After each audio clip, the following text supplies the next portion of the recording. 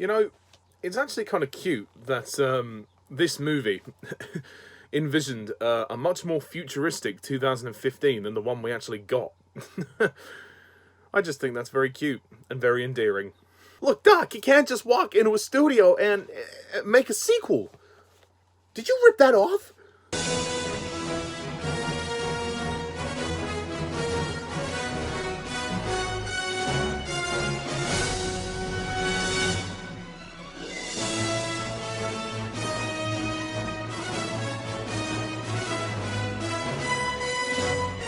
Hello everyone and welcome to my latest movie review, where today I review Back to the Future Part 2, the second film of the Back to the Future trilogy, released in 1988, and directed once again by Robert Zemeckis and starring Michael J. Fox, Christopher Lloyd and Leah Thompson once again. It was pretty obvious with the way the first film ended that we were going to get a sequel. The door was left open for a sequel, and this movie picks up directly where the first one ended. So the plot of this movie is as follows. After visiting 2015, Marty McFly must repeat his visit to 1955 to prevent disastrous changes to 1985 without interfering with his first trip. So, that's the essential plot, if you can try and follow that, of Back to the Future Part 2. Back to the Future Part 2, well, this movie had a really tough job. The first film was such a success. Any sequel was going to be very difficult to make. I actually found out recently that the actor Crispin Glover, who played George McFly in the first film, apparently asked for more money, and it was too much money, so they had to reduce his role in this film. Like, he barely appears in this film. He has, like, one scene, and that's it. And apparently it really affected the story of this movie, and given how big the story is, you can kind of see how they had to reshuffle a lot of things around. But you know what, to their credit, they actually delivered a very good sequel. It's not a perfect film. I'm not going to say Back to the Future Part 2 is a great film. It's not as good as the first one, but I really enjoyed this movie. I thought it was actually a lot more fun than I remembered it to be. I hadn't seen this film for quite a while, so some of the plot elements I'd actually forgotten about. The movie isn't perfect. It is quite similar to the first one in the sense that we have to go back to the same parts of the first film, like the Enchantment Under the Sea dance back in 1955. So there's a lot of retreading, and also the hovercraft chase, which is awesome, but it does feel like a rip-off of that scene in the first movie where Marty McFly has that chase around the square from Biff and his gang, or in this case, Griff. So there are a lot of parallels, a lot of similarities to the first one, which I can't ignore, and I do feel like the movie does, at points, rehash the original. But luckily that doesn't bog down the movie. For me, while the movie is thoroughly entertaining, I mean, this movie is just such a fun movie to watch. It is a great romp, and the performers are amazing, and the adventurous aspect of this movie is what really works, and it is just so much fun to watch. You will not be bored watching this movie, I can tell you that. And it's not a long movie, it's 107 minutes, so it will fly by. It really will fly by. For me, one of my biggest issues with the movie is the story. It's not that the story's bad, I think the story's good and actually quite clever in a lot of areas, but for me, it's the fact that the story feels kind of bloated. For me, at points, the plot kind of struggles to keep up with itself, really. There's a lot of time hopping in this movie. We go from the present 1985 to 2015, then to an alternate 1985, and then back to 1955, and then there's a lot of exposition to this plot, like as to why they have to keep doing this. It starts off with the older version of Biff stealing the DeLorean and going back to his younger self and making Biff rich and famous and changing time and going... So when they go back to 1985, Biff has actually become a millionaire and married Marty's mother and basically taken over, well, the world because he's so rich. And then they have to go back again to 1955 and stop the old Biff from giving the young Biff the magazine. So there's a lot of elements to this plot, and it does feel like, whoa, like, I haven't even had a coffee yet. Like, I'm not saying this is bad, I just feel like the movie's a bit brisk. I think maybe the movie could have been about 10 minutes longer in order for us to fully digest the plot. So, like, it does feel, at points, a bit video game-esque. Like, we're going from point A to point B to point C to point D. The story makes sense. It isn't hard to follow. It's just there's a lot to it, and I think for this runtime, it does feel a bit crammed at points, and I feel like at points, maybe the movie should have slowed down and given us time to kind of breathe and to digest this, because there's a lot of time travel mumbo jumbo about all paradoxes and all, we can't have you seeing this person, and again, the third act of this movie is very reminiscent of the first film, where Marty is in the same place, although it's a different version of himself. He's trying to get the magazine back from Biff and the gang, and he has to encounter them. And then there's a bit of a twist at the end in regards to the doc as well. I mean, the story makes sense. It is coherent, it makes sense, but there's a lot of elements to this plot. And at times you're like, whoa, slow down a minute. What was that? Kind of double take with this movie a bit. It does kind of it does kind of keep going relentlessly. I did like seeing the 2015 section of the movie. That was kind of cool. Although I thought we were going to be in 2015 for a bit longer. It didn't feel like we were there for that long.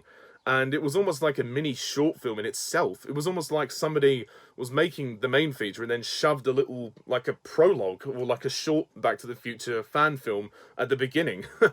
I like the design of 2015, and like I said, it's cute the fact that they envisioned a much more futuristic 2015 than what we got. I mean, at the moment I'm recording this, it's 2021, so that was 6 years ago for us, 2015, but I find that kind of funny. The character of Jennifer, who's Marty's girlfriend, or who in the future ends up being his wife, I was under the impression she was going to do a bit more in this film. She kind of gets involved in the first act of the movie, and then they just forget about her for a bit. It's like, okay, you're going to take her on the adventure, and then you're just going to leave her on the bench with the dog, and then you're just going to go on with the adventure and not bother with her. Like, why couldn't she get involved in the adventure with Marty and Doc? I just felt like it was a missed opportunity to have her, to tease giving her more of a role, and yet kind of pulling back on that. I just thought that was a bit stupid. However, what I do also like is the music. I mean, how can you not love the music for Back to the Future? It's amazing. And like I said, that hoverboard chase, it is very good, and it is entertaining, but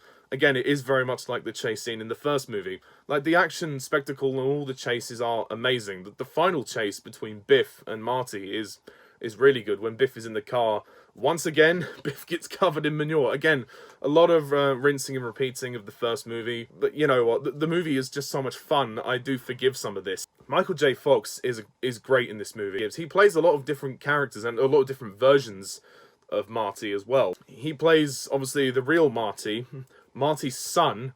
I think he even plays Marty's daughter as well.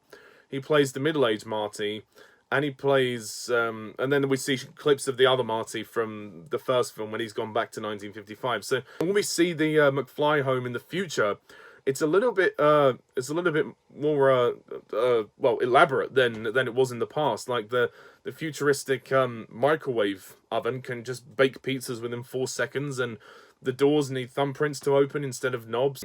His parents are old, and his dad's hanging upside down on this machine, which is trying to fix his back. His mum is old.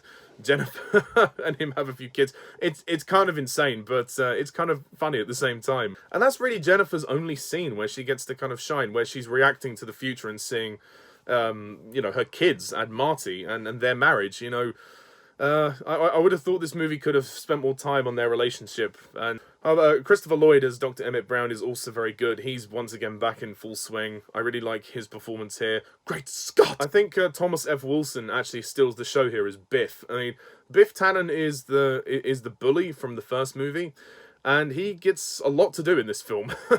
We get to see the very old version of himself. We get to see his grandson, Griff, who is basically the same. There's not much difference really. And even when he's rich and famous, he still acts like a bully. And, they have to undo a lot of what Biff does. And he really has become the sort of the overarching villain of the series, I think. And he's a really nasty piece of work. He's not a nice guy, and he's a bully. And we get to see some of the clips that we saw in the first film where he gets punched in the face by George. Marty stands up to him quite a lot again. Griff is similar, although he wears like a leather jacket, and he's got like spikes on the side of his, like, he looks like a real biker, like a greaser in the future, if that makes sense. I think the direction by Robert Zemeckis is good, but like I said, the story just feels a bit brisk at times, and sometimes you do have to really pay attention to this movie to sort of keep up with it. And, the finale is actually really quite intense, especially when Marty realizes that where Doc has actually ended up, and obviously that will lead into the third movie where they go to the Wild West to rescue him. And also in terms of the visuals, they're pretty good. I mean, the effects are similar on a similar level to the first one. Like in the beginning, we're seeing this kind of opening sky battle where the DeLorean is flying through and being shot at, and then there's lasers firing everywhere. It's a bit like a kind of a watered down Star Wars dogfight. It kind of feels like that anyway. So overall, this movie is good. It's very entertaining. It just buckles under the weight of its story. There is a lot to this plot, and it does sometimes require you to go, hang on, what happened there? But it does set up things nicely for the third. It is a rollickingly entertaining ride. It's not quite as polished as the first movie, because the first movie had such a great story and it flowed really well, and it was so coherent beyond belief. It was easy to understand like that. I'm going to give Back to the Future Part 2 an 8 out of 10.